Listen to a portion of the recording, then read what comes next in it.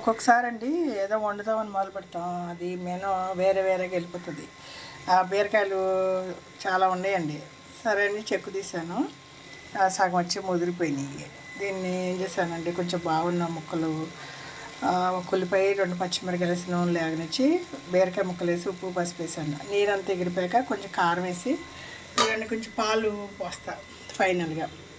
ఇవన్నీ మొలకు ఈ ముదిరిపోయిన బీరకాయ ముక్కలు పారేయడం ఎందుకండి, తోళ్ళు ఎలాగో పారేస్తున్నాం. సరే అనేసి ఫైబర్ ఉంటుందని ఇక పచ్చిమిరపకాయలు వేయించాను. బీరకాయ ముక్కలు కూడా కట్ చేసి ఈ పచ్చిమిరకాయలు పక్కకి తీసండి. ఇదో టమాటాలు వేసి బీరకాయ ముక్కలు కూడా మగ్గబెడతానండి. కొత్తిమీర కట్ట ఉంది, అది కూడా క్లీన్ చేసి ఫైనల్గా వేసి చింతపండు, కొంచెం ఎల్లిపాయ, జీలకర్ర, పచ్చిమిరకాయలు వేసి ముందు ఒక చుట్టు చుడతాండి. తర్వాత బీరకాయ ముక్కలు, టమాటా ముక్కలు, ఈ కొత్తిమీర కూడా ఫైనల్గా వేస్తాం కదండి, అని వేసి చుట్టు కొంచెం తాలింపు వేస్తా. బీరకాయ పచ్చడి ఇదిగోండి, ఆకుకూర కట్టుకున్నా. దాన్ని ఏం చేయాలని పులుసు పెడదామనండి. కట్ చేసండి 2 టమాటాలు, ఒక ఉల్లిపాయ, 4 పచ్చిమిరకాయలు వేసి ఉప్పు పసుపు వేసి కొంచెం చింతపండు పెట్టి ఉడికించి మెదిపి తాలింపు చేస్తానండి. ఇంకా వంటలు అంటే అండి పెద్ద ఓహో అని ఏం లేవు. ఉన్న వాటిల్లోనే ఏదో ముదిరిపోయిన బెండకాయలనేమో పచ్చడి చేస్తున్నాం, బాగున్న బీరకాయలనేమో కూర చేస్తున్నాం, ముదిరిపోయిన బీరకాయలనేమో ఇది పచ్చడిలో పడేస్తున్నాం.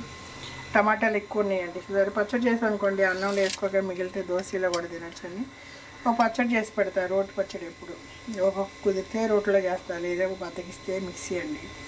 సరే అండి, ఆకుకూర గిల్లి పెట్టాను.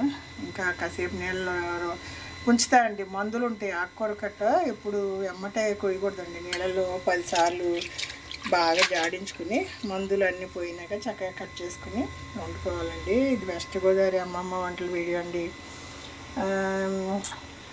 ఇదో ఒక పచ్చడి, ఒక ఇగురు, ఒక పులుసు అండి. రాత్రి పెళ్ళికి వెళ్ళి వచ్చేసరికి 11 అయిపోయింది.